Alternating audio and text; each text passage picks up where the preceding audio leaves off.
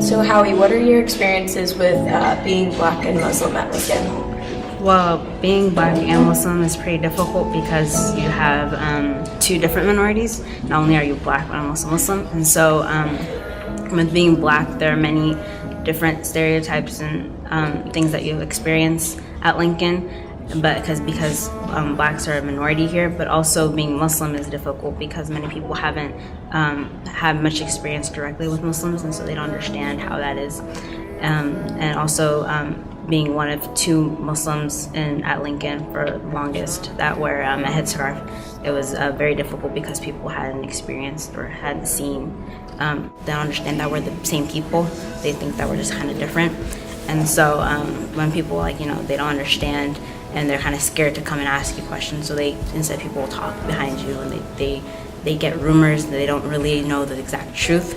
And so I think what's important is people need to kind of come and ask people questions, and they need to understand that it's not bad to ask questions. It's good because that way you can get more authentic information. You know the actual truth. And so I think that's really important. And also there's many rumors out there that people don't understand, or like media based biases that people have, and they don't understand that Muslims aren't like that. And so I think that coming in asking me questions, I'm willing to answer any questions that people have, and that way I can give people the good impression of Muslims, and they can understand that, and they can tell other people that we aren't as bad as we seem.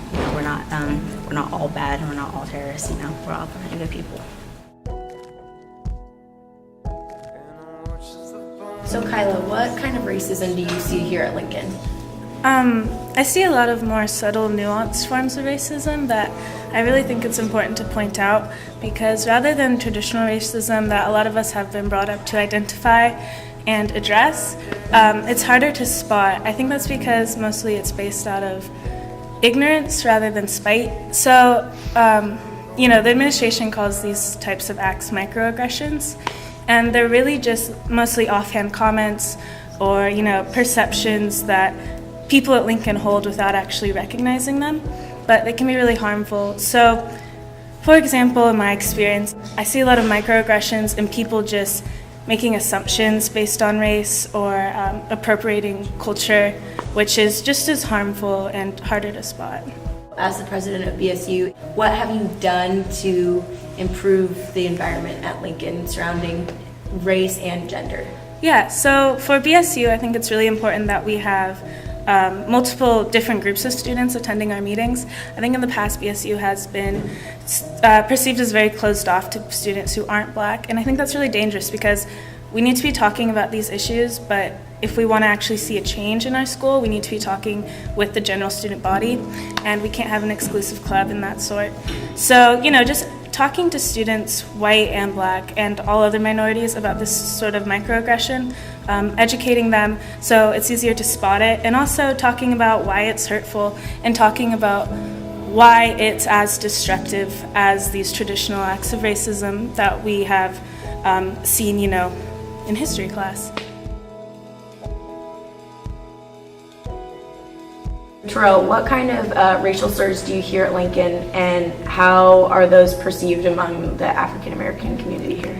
It's not really one certain slur, but me knowing a lot of people and being friends with a lot of people, they joke and I let them go because we're friends, and I feel like I shouldn't have to get on everybody every time I hear something because they're all around me, but they're just little things maybe saying a word that they shouldn't have, or just joking about a Black stereotype or something like that. It's just those little things. So Terrell, how has your perception of racist slurs and racism at Lincoln changed? Since my freshman year to now, I've just kind of had to brush it off, even though I shouldn't have to. Racist slurs, I shouldn't have to brush them off. Sometimes kids have asked me Terrell, can I say the N-word? You shouldn't even want to say the N-word since you know the history. Our school has taught us these things. You shouldn't even want to say those things. You shouldn't want, and nobody should want to say any racial slurs to anybody, especially knowing the history and stuff, even if we're friends or not. So I've just gotten to the point where it's either everybody has said them. So either I let them go and I keep friends, or I'd get harsh on everybody, and it just kind of makes me seem like I'm the bad guy, and I'm not. I'm just trying to, I don't know, just trying to not let them slide.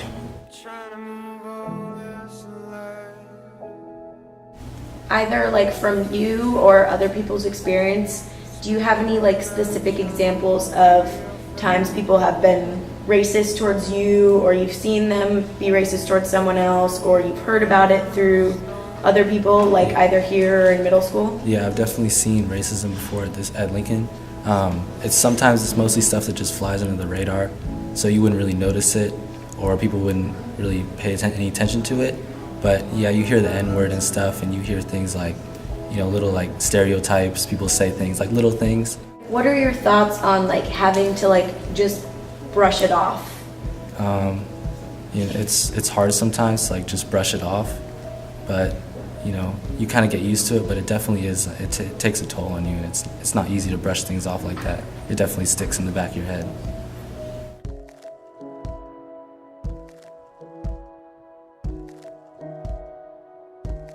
What are your experiences with bullying because of your dyslexia here at Lincoln?